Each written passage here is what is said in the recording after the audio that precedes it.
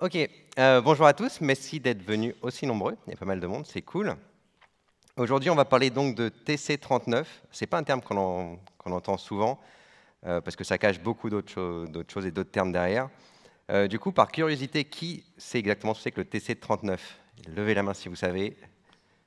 Ok, les autres sont curieux, vous savez, vous avez déjà entendu parler, vous demandez ce que c'est. Vous savez que c'est du web quand même?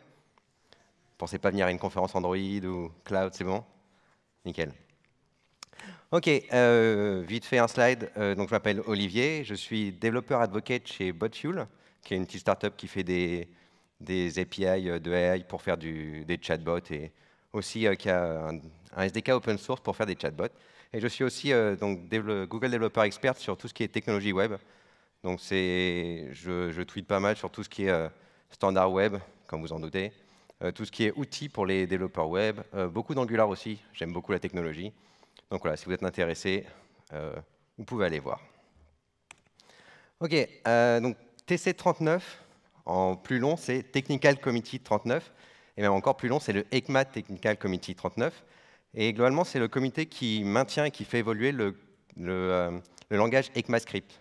Donc, globalement, le comité est composé de professionnels du secteur. Donc, on a tous les gros qui font les navigateurs, donc soit Google, Microsoft, Mozilla, Apple. Et on a aussi des géants du web. Donc, on a Facebook, PayPal qui font partie aussi du comité qui aident à maintenir et à faire évoluer le standard. Donc, à chaque fois, je rajoute un petit mot. Donc là, on sait que TC39, c'est Technical Committee. ECMA, donc pour ECMA Technical Committee. Donc, ECMAScript, qu'est-ce que c'est? C'est globalement le nom officiel du langage JavaScript, plus ou moins. Pourquoi ce nom aussi barbare? Il faut savoir qu'à l'époque, petit historique, à l'époque, Sun, qui est donc maintenant qui a été racheté par Oracle, détenait la marque Java, et donc par extension JavaScript, et on ne pouvait pas utiliser JavaScript pour dénommer le langage. Et c'est pour ça que, par exemple, la première implémentation chez Microsoft qui a été faite s'appelait JScript. C'est même possible qu'elle s'appelle encore toujours JScript chez Microsoft. Il faut savoir que JavaScript, c'est juste une implémentation du coup. Et donc, quand il a fallu trouver un nom pour le standard, vu que c'est ECMA qui s'en est chargé, on a dit bah, ECMAScript, pourquoi pas.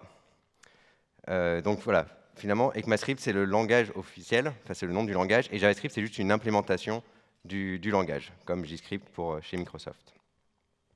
Donc, ECMAScript, pourquoi? Parce que ECMA, c'est donc un comité, un organisme de standardisation.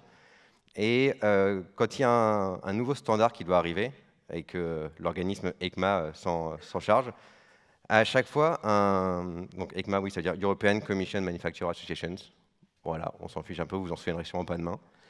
Mais à chaque fois qu'il y a un nouveau standard qui doit arriver, du coup, il arrive avec un standard et un comité qui va s'occuper de ce standard. Donc dans notre cas du JavaScript, donc ECMAScript, je fais souvent analogie parce que tout le monde fait un peu l'analogie JavaScript, ECMAScript, c'est un peu la même chose, même si je vous expliquais la différence. Et donc le standard dans notre cas c'est ECMA 262 et le comité donc TC39. Ok, donc ECMA 262 c'est vraiment le nom du standard. Donc finalement, quand on voit écrit ECMAScript 5, 6, 7, 2015, 2016, peu importe, faut savoir que quand on parle de ça, on parle, pour ECMAScript 5 par exemple, on parle de la 5e édition du standard ECMA 262 qui décrit le langage ECMAScript sur lequel repose l'implémentation de JavaScript. Tout ça fait par les bonhommes du TC39. Voilà, globalement c'est un peu ça l'histoire. Et de plus en plus, ça prend de l'importance, que JavaScript prend énormément d'importance. Pendant longtemps, ça a été cantonné à tout ce qui était front. Aujourd'hui, on a aussi beaucoup de back qui se fait en JavaScript. Et pour la petite anecdote, il faut savoir que ça fait un petit moment en fait, qu'on peut faire du back en JavaScript, parce que dès le début de JavaScript, Netscape, qui donc a créé le langage, on verra après, j'ai un petit peu d'historique aussi, Netscape a donc créé une implémentation du langage avec un server-side scripting. Donc dans leur outil Netscape Enterprise Server, on pouvait déjà faire du JavaScript du côté serveur. Et pareil, en 1996, donc un an après, Microsoft a fait la même chose. Et dans ces serveurs IIS, on pouvait écrire du server-side JavaScript avec du ASP. Donc c'est pas tout nouveau finalement.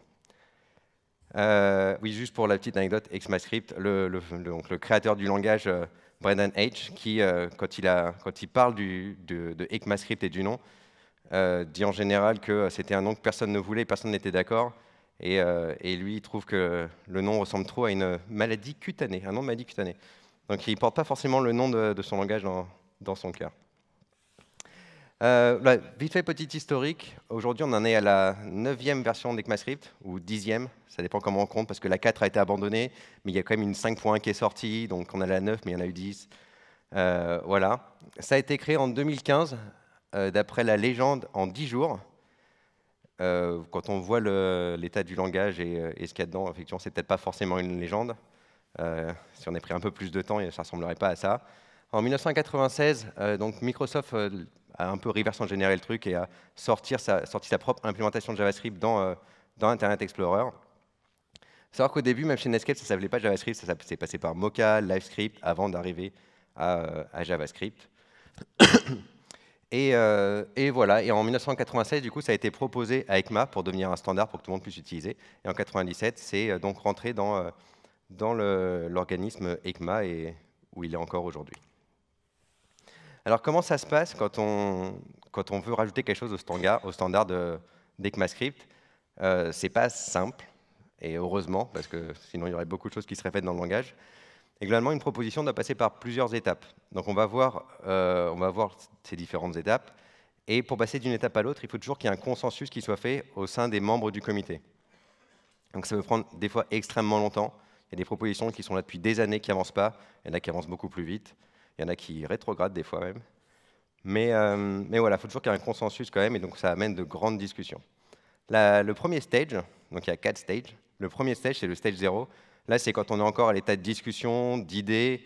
On peut un peu mettre tout et n'importe quoi dans ce qu'on va présenter.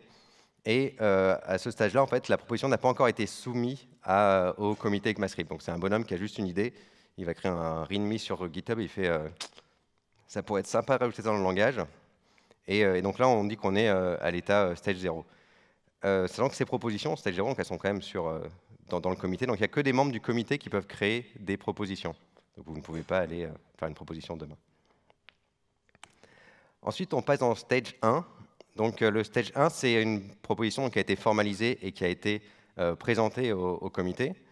À ce moment-là, la proposition, on est censé avoir identifié les problématiques auxquelles elle va répondre et quelles solutions elle apporte à ces problématiques. Et aussi, on doit définir un peu les challenges qu'il va y avoir pour répondre à cette problématique et pour l'implémentation de cette fonctionnalité.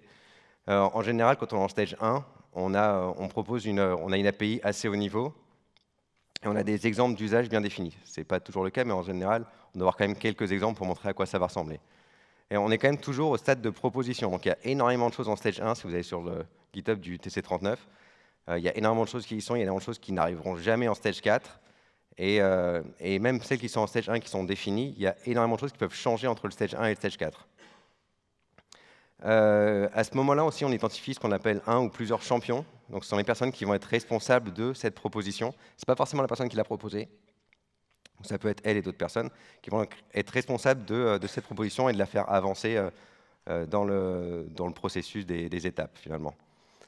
Et donc à ce moment-là, on est en stage 1, donc contrairement à l'étape 0, le comité il est d'accord pour passer en stage 1, donc il est d'accord pour allouer du temps pour examiner cette proposition. Il faut savoir que le comité se réunit tous les X temps, tous les mois, il me semble, et pour discuter des propositions. En plus, tout est open source sur GitHub, vous avez tous les agendas, tous les rapports de discussion, etc. Ensuite, on passe dans stage 2. Donc là, on est en draft. Ça commence déjà à être un peu intéressant. Donc à ce moment-là, la feature d'avoir une proposition, enfin une description et une syntaxe, de la sémantique, de quoi ça va ressembler, finalement, c'est un peu des specs de base.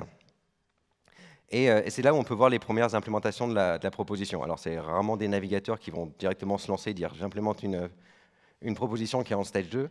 Ça va plus souvent être soit des compilers, genre Babel, qui va l'implémenter, ou plus souvent des polyfills. Donc souvent le champion va faire un polyfill pour sa fonctionnalité, et ça permet de passer en stage 2.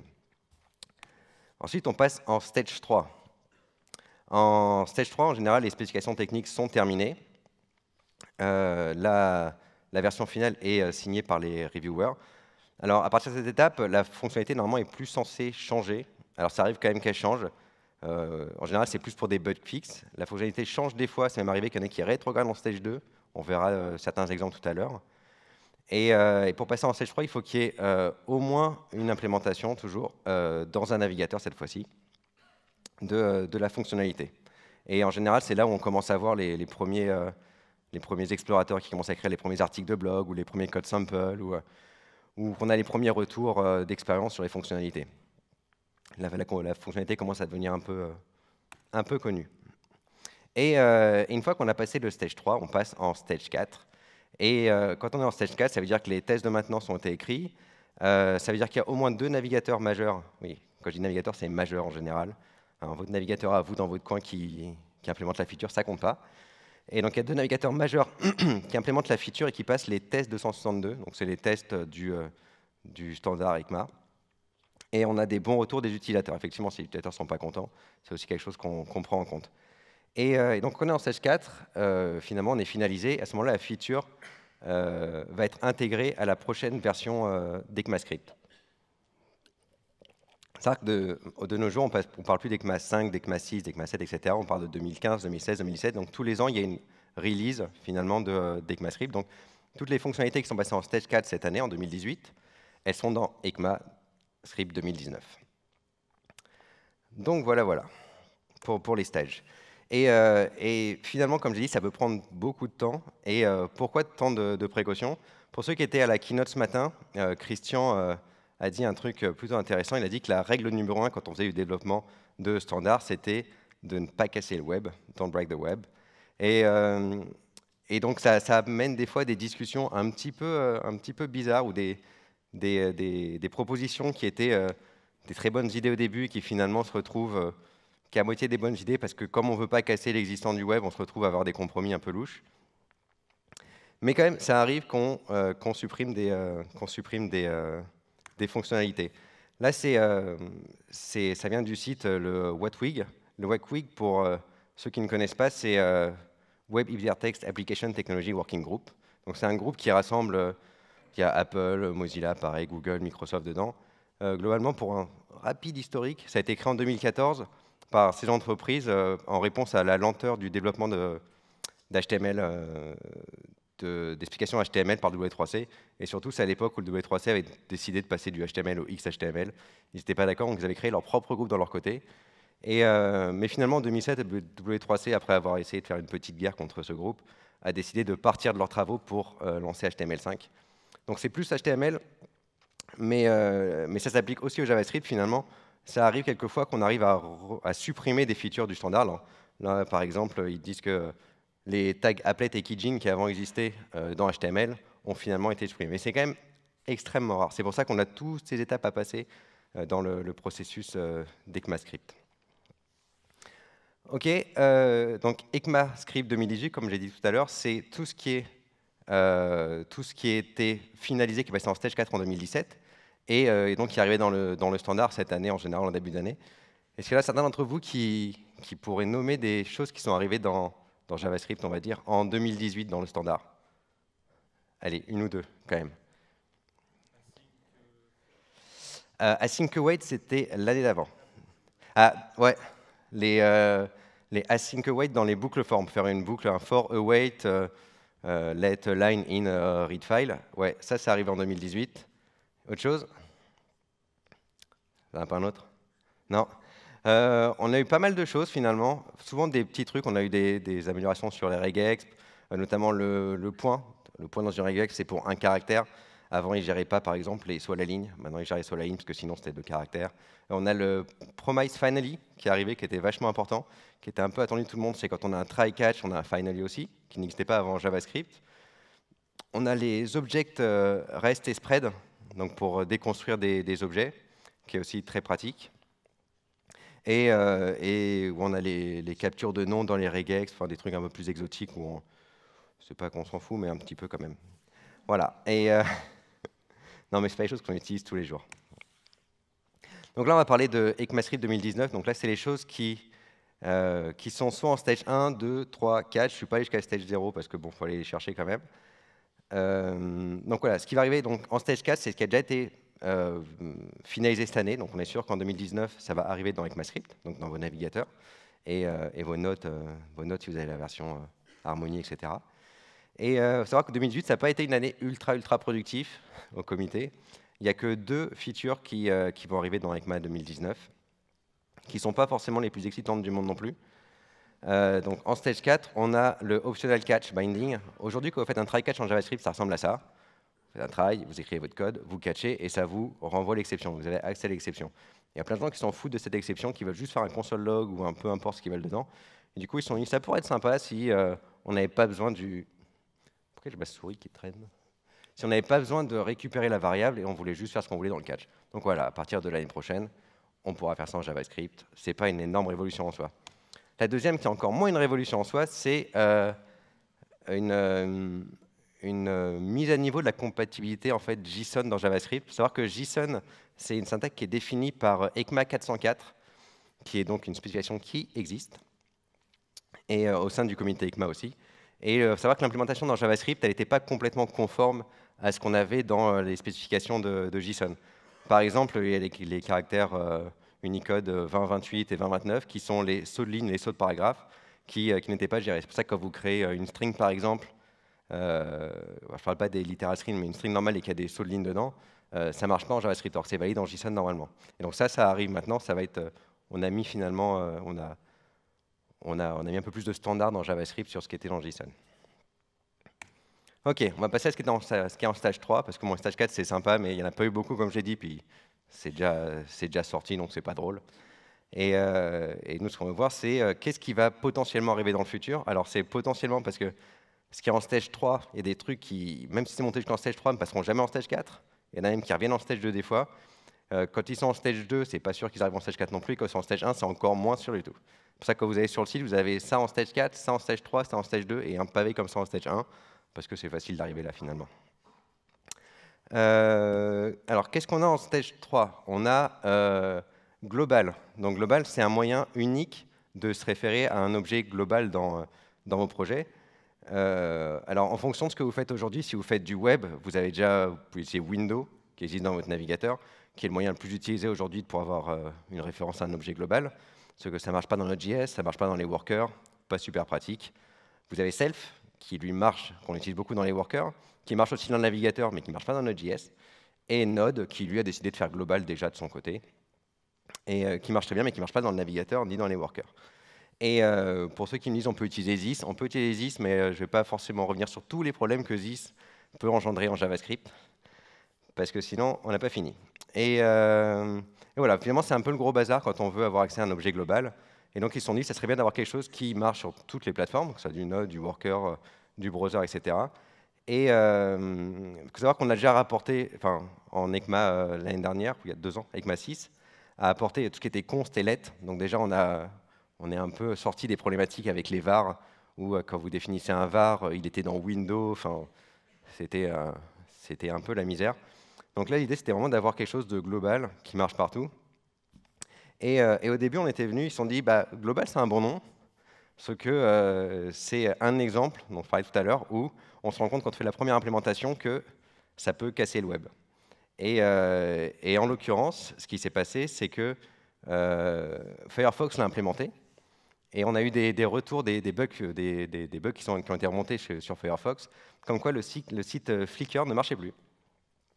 Et en allant investiguer, on s'est rendu compte que Flickr utilisait une version de Moment.js qui était wrappée dans YUI et qui redéfinissait du coup global, mais pas avec la même version que le standard qu'ils avaient commencé à écrire.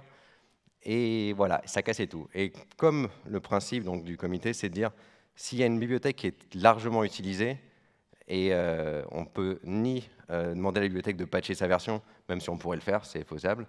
Par contre, ce n'est pas pour ça que tous les sites vont mettre à jour leur version de Moment.js ou peu importe ce qu'ils utilisent.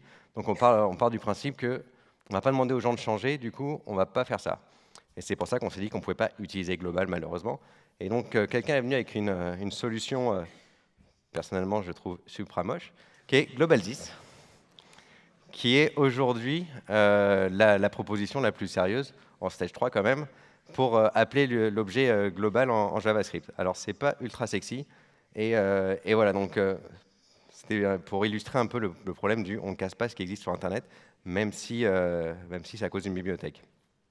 On verra un exemple tout à l'heure aussi où il y a des gens qui ont commencé un peu à essayer d'auto-casser le web pour éviter ce genre de choses.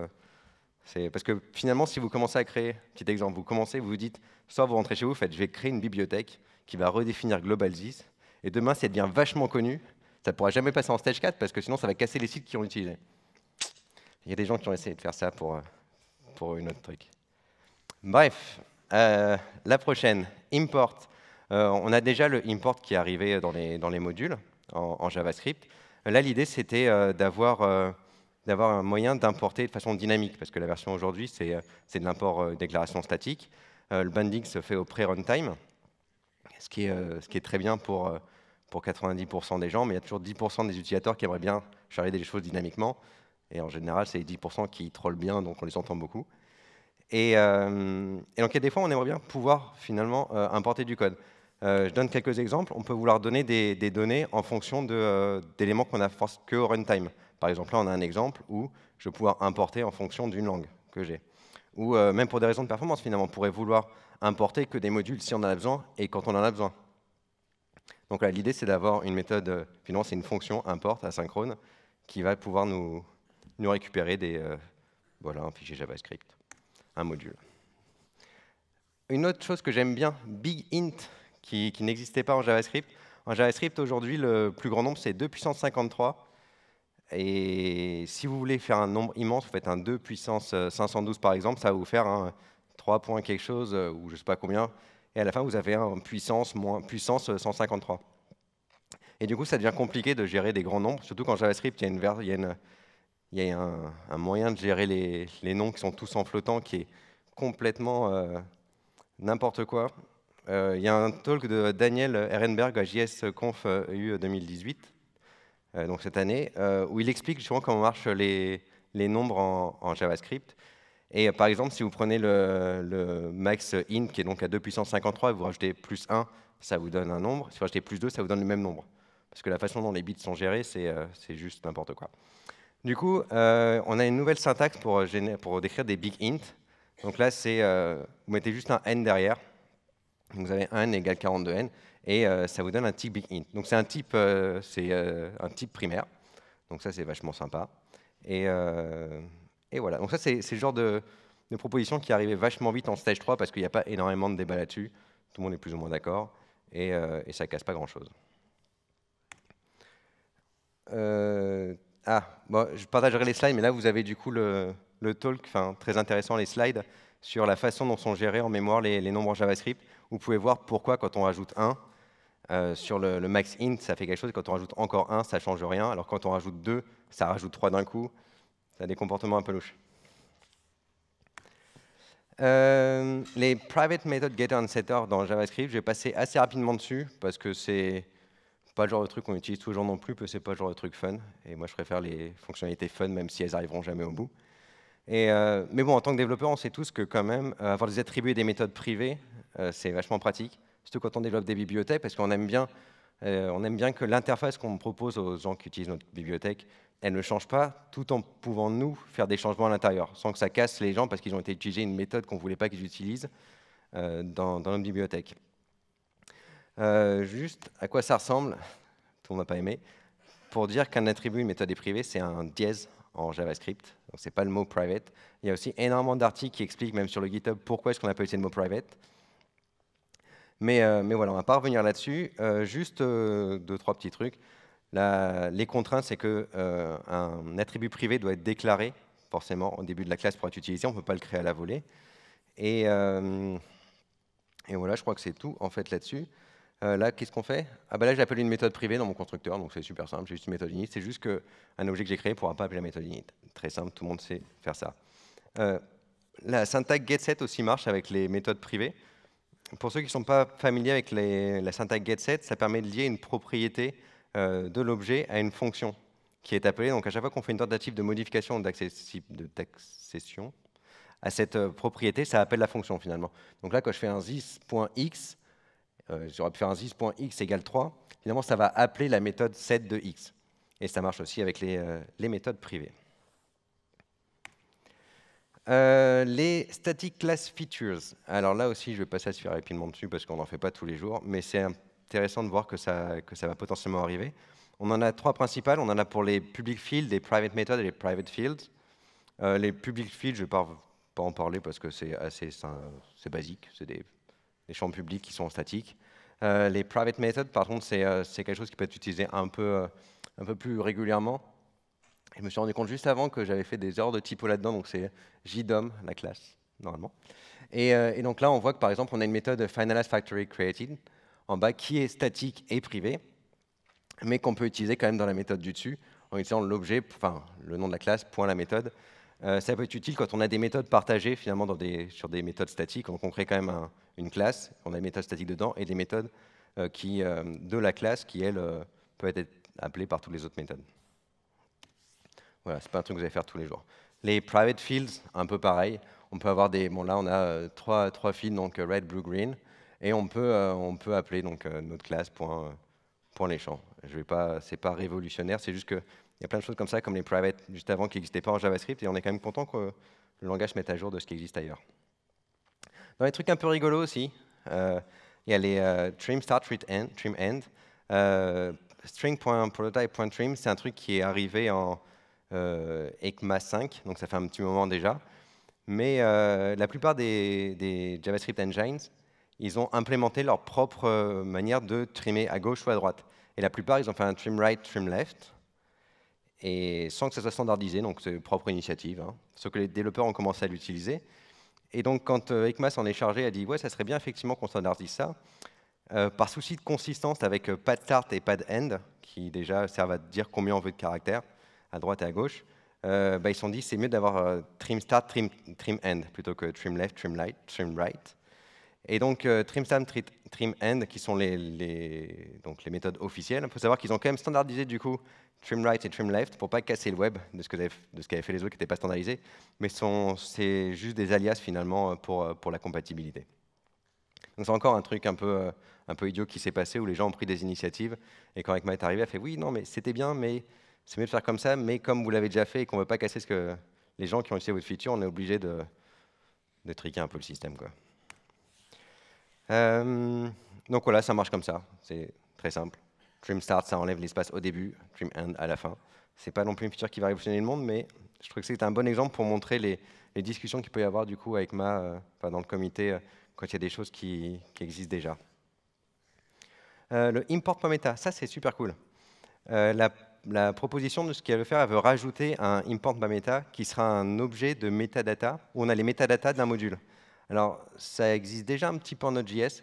Si je prends un exemple très courant qu'on utilise, en Node.js, vous utilisez souvent le _ dirname pour avoir le dossier dans lequel est votre module, pour pouvoir charger d'autres fichiers qui peuvent être par exemple soit au même endroit, soit dans des dossiers à côté. Mais du coup, vous avez besoin de savoir où est situé votre module dans votre hiérarchie de fichiers. Sauf que ce n'est pas possible de faire ça dans un navigateur aujourd'hui. Et finalement, avoir un import.meta qui serait commun au navigateur, à Node, etc., ça a été proposé à ECMA. Et là, on a un très bel exemple où si on a un import.meta.url qui pourrait très bien être utilisé finalement, où ça serait le chemin du module. Un autre exemple qui est sympa, c'est quand on déclare, on charge un module en JavaScript. Donc là en haut, j'ai un script type module, j'ai ma source. Le MJS, c'est pour les modules JavaScript, pour ceux qui ne savaient pas, dans le standard. Et je peux passer donc un data-foo égale ABC. Et après, dans mon module, je vais pouvoir récupérer cette métadata de la page, du tag HTML qui a chargé mon module. Donc là, en l'occurrence, en utilisant script element dans meta.dataset.foo qui est le data-foo dessus. Donc ça peut être intéressant de récupérer ce genre de choses. Un autre truc sympa qui est arrivé dans les arrays, c'est les flat et flat maps. Ça fait quand même quelques années que dans JavaScript, on rattrape le retard sur tout ce qui était filter, map, etc., qui n'existait pas encore il y a quelques temps. Et flat et flat map manquaient. Alors, ce n'est pas non plus une énorme révolution. Sauf que là aussi, il y a eu un gros débat au sein du comité. C'est-à-dire que la première proposition, c'était flatten et pas flat. Et je ne sais pas qui d'entre vous a entendu parler de Smoosh, du Smooshgate, ouais, qui a fait beaucoup de buzz. C'est-à-dire que quand ils ont annoncé flatten, pareil, ça a été implémenté par je ne sais plus quel navigateur, et ils se sont rendus compte qu'il y avait énormément de sites qui cassaient. Et c'était encore une fois dû à une bibliothèque, donc en l'occurrence MooTools, sans vouloir nommer personne, qui avait redéfini le array.prototype.flatten avec ce qu'ils voulaient dedans, leur standard à eux. Et du coup, ça a cassé énormément de sites. Et juste pour petite anecdote, il y a juste un bonhomme sur le GitHub du TC39 qui a dit «Ah, on n'a qu'à l'appeler Smoosh». Et ça a fait beaucoup de buzz parce qu'il y en a qui ont pris ça au sérieux. Et donc, il y a des sites qui ont relayé l'information. Enfin, il y a beaucoup de gens qui étaient super, c'est génial, d'autres qui étaient complètement contre. Enfin, le délire habituel des développeurs qui s'entendent pas du tout. Et voilà, alors que finalement, ça n'a jamais été discuté au comité parce que c'était complètement une fantaisie qui était dans un commentaire sur GitHub, même si c'était sur le GitHub de la proposition. Et donc, ils ont décidé de partir sur Flat et FlatMap pour justement pas casser le web une fois de plus. Parce qu'une fois de plus, on pourrait très bien demander à MooTools de patcher leur bibliothèque, et ils le feraient sûrement très volontiers. Par contre, on ne peut pas obliger les sites qui utilisent aujourd'hui MooTools, l'ancienne version, de mettre à jour la version. Donc à quoi ça ressemble? Flat, c'est très simple, hein. Je pense que tout le monde a déjà utilisé que dans un autre langage, c'est un peu la même chose. Vous avez un tableau, vous faites un flat, ça va enlever une dimension à votre tableau, hein. Donc là, on a 1, 2, 3, 4, si on avait un tableau avec 3, 4. Dans le deuxième, ça enlève une dimension. Je ne sais pas si vous voyez très bien les retours en dessous. Mais on peut aussi spécifier le nombre de dimensions qu'on va enlever. Par exemple, sur le troisième tableau, j'ai donc trois profondeurs. Si je fais un flat 2, ça va enlever 2 profondeurs, donc j'en aurai toujours plus qu'une. Ou on peut demander à Infinity d'envoyer tout ce qu'on veut. Voilà, on peut spécifier ça, c'est quand même cool. Et le flat map, ce que ça fait juste un map et un flat. C'est quelque chose qu'on peut très bien faire aujourd'hui en faisant un map, en faisant un split dedans et en flattant. Bon, si j'ai un tableau avec 3 strings dedans et que je veux un tableau à la fin avec tous mes mots, je peux juste pour chacun des éléments du premier tableau le split sur l'espace et après faire un flat de tout le monde. Parce que maintenant, on a juste un flat map qui existe, qui fait tout d'un seul coup. Un autre truc aussi qui est sympa, c'est les object.fromEntries. On a en ECMA, je ne sais plus combien, les object.entries qui sont arrivés, qui permettaient de prendre les propriétés d'un objet et d'en retourner un tableau avec à chaque fois de valeurs, donc la clé et la valeur. Et là, on a juste fait l'inverse. Donc, il prend les paramètres il prend un itérable, donc là, un tableau, et il va donc créer un objet avec à chaque fois clé valeur avec ce qu'il y a dans le tableau. Donc, c'est juste pour avoir l'inverse du object.entry qui existait déjà. Ok, ça c'était pour ce qui était en stage 3. Il y a encore plein de choses en stage 3, mais je trouvais que c'était soit les plus intéressants, soit les plus rigolotes parce qu'il y a des anecdotes derrière. On va voir un peu ce qu'il y a en stage 2 maintenant. En stage 2, qu'est-ce qu'on a? Ah oui, les numériques séparators, ça aussi c'est intéressant. Est-ce qu'en moins de 4 secondes, quelqu'un peut me dire c'est quoi ce nombre? Ça fait 4 secondes. Et celui-là? Ça fait 4 secondes. Vraiment, on a 1 milliard tout en haut et on a 101 475 938,38 sur le deuxième. Effectivement, c'est pas très facile à lire. Du coup, il y en a qui se sont dit, ça serait cool d'avoir un truc où on peut... Allô? Où on peut lire plus facilement ce qui est écrit. Donc voilà, on met juste un underscore pour spécifier les centaines. Alors, il y a quelques règles quand même à respecter. On peut mettre un underscore qu'entre 2 digits. Donc 1 underscore E12, vous ne pouvez pas le faire. Ou 1 underscore .3, vous ne pouvez pas le faire non plus. Ou 1 underscore 2 non plus. Mais globalement, ça permet d'avoir une lisibilité. Pareil, c'est partie des petits trucs qui ont été rajoutés, qui sont assez rapidement arrivés à monter dans les stages. Parce qu'il n'y a pas besoin de faire des armes de discussion là-dessus. Ah oui, un slide que je voulais mettre, finalement, je me suis dit que je n'allais pas le mettre, et finalement, je l'ai remis, mais sans rien mettre dessus. La proposition de Temporal, c'est un mec qui s'est dit, et je suis sûr qu'il est plein de bonnes intentions, que la gestion des dates en JavaScript, c'était nul. Je ne sais pas d'où il a sorti ça. Et du coup, il s'est dit qu'il faudrait réécrire un petit peu la façon dont les dates marchent, ce que c'est encore ultra brouillon, il y a énormément de choses. Donc voilà, je vous ai mis le lien, vous pouvez les voir. Comme ça, je ne vous explique pas tout, parce qu'il y a trop à parler. Un autre truc aussi intéressant, les sets. Pour ceux qui ne connaissent pas, les sets, en fait, ça permet de stocker des valeurs uniques. Donc si vous avez 7 sur un objet où il y a 1, 2, 3, 1, 2, 3 dedans, ça vous fera juste 7 avec 1, 2, 3. Donc c'est très utile quand on veut enlever des duplicats de valeurs dans des tableaux, ce genre de choses par exemple. Sauf qu'il n'y a pas beaucoup de méthodes qui existent sur les sets, contrairement aux arrays. Et donc ils ont décidé de s'aligner un peu sur les arrays, sur ce qui existait, pour avoir plus de méthodes pour travailler sur les sets. La première, c'est union. Union, ça enlève les duplications. Donc quand vous avez deux sets, donc 1, 2, 3 et 4, 3, 2, Si vous faites un union, vous aurez juste 1, 2, 3, 4 dedans. Ça revient exactement à faire... tac. À droite, c'est la nouvelle version. À gauche, c'est comme on pouvait faire avant. Finalement, en déconstruisant les tableaux, on pouvait déjà faire la même chose. Vous faisiez un set, vous déconstruisiez A et B. Et comme le set, le principe, c'est qu'il enlève les duplicats, ça marchait déjà, sauf que c'est maintenant, il y a une méthode directement pour le faire qui fait la même chose. Les intersections, pareil, qui prend toujours un itérable en paramètres. Aujourd'hui, on peut faire comme ça. Vous avez deux sets, 1, 2, 3 et 4, 3, 2.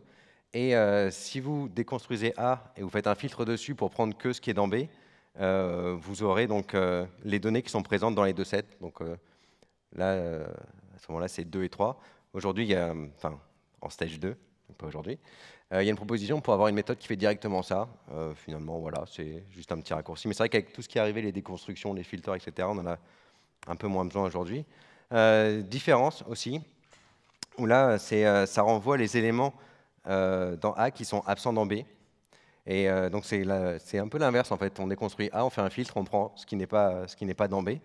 Donc voilà, pareil, il y en a un qui s'est dit, ce serait cool d'avoir une méthode différente sur les sets. Ça fait la même chose. Et la dernière, qui est Symmetric Difference, ça commence à avoir des bons noms là, qui renvoie donc un set avec les valeurs qui sont soit dans A, soit dans B. Donc avant, on pouvait faire ça. Ouais. Et là, on a un Symmetric Difference qui fait pareil, qui envoie 1 et 4 à la fin.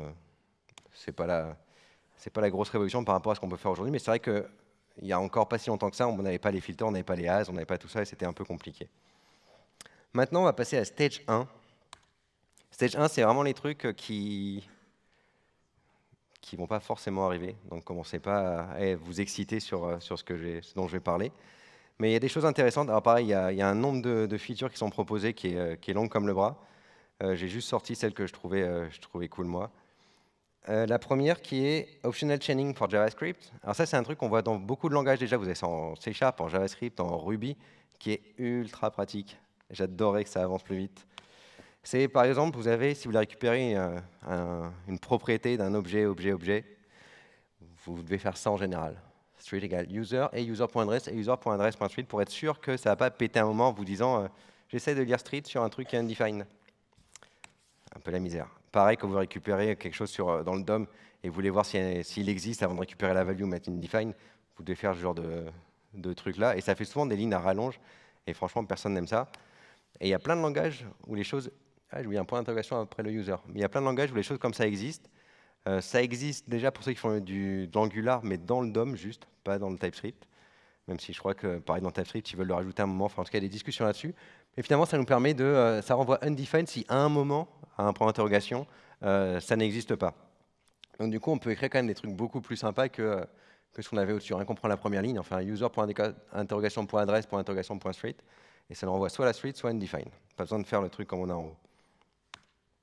Et c'est sympa aussi quand on veut checker si des méthodes existent, notamment quand on veut savoir, si vous l'appelez une méthode et que vous ne savez pas si votre navigateur il gère cette méthode, vous avez un vieux navigateur qui n'a pas check validity par exemple sur un formulaire, vous pouvez avoir le point d'interrogation et si cette méthode n'existe pas parce que le navigateur ne le gère pas, ça ne va pas péter une erreur, vous n'avez pas besoin de faire un try ou vérifier si la méthode existe sur form. Le replace all, qui sait qui n'a pas rêvé que ça existe, ou qui n'a pas redéfini le replace all. Aujourd'hui, le moyen de faire un replace all, c'est de faire une regexp avec un /g à la fin pour être sûr que tout soit remplacé dans votre string. Alors effectivement, on a tous sûrement réécrit cette méthode. Ce serait cool d'avoir un truc qui marche comme ça quand même. Donc il y a un mec qui s'est dit, ça serait cool d'avoir un truc simple. Et l'idée, c'est d'avoir un replace all qui va remplacer toutes les occurrences d'une string dans une string. Je suis arrivé au bout. Magnifique. Je vous ai mis quelques liens. On a un peu de temps, on a encore quelques minutes, donc je peux vous montrer un peu, par exemple, le premier à quoi ça ressemble. Est-ce que j'ai quoi là? Non, ça c'était au cas où je vous montre des trucs, mais je vous ai rien montré. Est-ce que je peux cliquer dessus? Allô? Attention, on passe en mode... Hop là. Je vais vous montrer un truc. Donc, tout ce dont j'ai parlé, là, le TC39, vous avez un GitHub TC39 dans lequel vous avez toutes les propositions qui sont là. Donc, Stage 0, elles sont dans un fichier à part parce qu'elles sont tellement nombreuses et puis on n'est vraiment pas sûr qu'elles arriveront là un jour. elles sont à part. Celles qui sont finies, celles qui sont donc les précédentes années ou celles qui sont passées en 2018, qui arriveront en ECMA 2019, elles sont dans un fichier à part aussi. Et là, vous avez toutes celles qui sont en stage 3, stage 2, stage 1. Ah, stage 1, il y en a beaucoup. Et donc pour chacune d'entre elles, on va en prendre une qui est un peu en haut parce que sinon en bas il n'y a pas grand-chose. Mais si vous prenez Big In par exemple, vous avez à chaque fois donc, les descriptions, les exemples, enfin tout ce dont je vous ai parlé qui est à chaque fois nécessaire pour passer d'un stage à l'autre. Et vous pouvez suivre les discussions donc, dans les issues sur tout ce qui se passe. Notamment si vous voulez aller voir le coup du smoosh tout à l'heure, il y a un thread qui est énorme, vous pouvez passer une nuit entière à le lire sur la discussion qu'il y a eu là-dessus. Et donc c'est très intéressant. Voilà, voilà. De quoi je peux vous parler d'autre? Ah, je vais vous faire un petit exemple. J'ai un peu minute. Je vous ai parlé tout à l'heure des big int. Si je fais 2 puissance 53, que je sais pas si... Oh là là. 2, ok. 2 puissance 53. Je vous ai parlé tout à l'heure, donc ça c'est le... je vais faire même mieux. On a un number.max. Voilà, ça c'est le nombre max qu'on peut avoir en JavaScript. Si je fais a plus 1, j'ai ça. Si je fais a plus 2, j'ai la même chose. Si je fais a plus 3, par contre, ça marche. Ça fait 4. Donc ça a rajouté 2 d'un coup. Et ça, c'est donc dû à la problématique de la façon dont sont gérés les nombres, donc transformés en flottants dans JavaScript. Et la deuxième chose dont je vous ai parlé avec les big int, c'est quand on fait si je fais un 2 puissance 512, ça va vous sortir un truc comme ça avec un e puissance 154. C'est pas très exploitable. Alors que quand on fait si je pars sur les big int et que je fais alors un truc à savoir dans les big int, je ne peux pas additionner un big int et un int. Ça me sort une erreur. Donc je suis obligé à chaque fois additionner des big int entre eux. Et du coup, si je fais un 2 puissance, un 2 puissance n, enfin 2 puissance 7, un 2 en big int, puissance 512 au big int, là j'ai un vrai big int. C'est quand même mieux que le puissance 154 qu'on a tout à l'heure, donc on peut travailler avec des nombres beaucoup plus grands quand même, c'est plus sympa. Voilà, c'est juste comme il restait 3 minutes, je me dis que j'allais vous montrer ça. Est-ce que vous avez des questions? J'ai vu qu'il y en avait plein qui ont mis des chats dans leur slide aujourd'hui, donc j'ai changé juste avant, j'ai mis une photo de mon chat aussi. Et je trouve ça bien approprié parce que finalement, il faut savoir que même ce qui est en stage 3 dans ECMA, même si ça marche des fois dans un ou deux navigateurs ou dans Babel ou quoi, c'est pas toujours assuré que ça arrive en stage 4, il faut quand même toujours faire attention. Voilà, je suis prêt pour les questions. Shoot.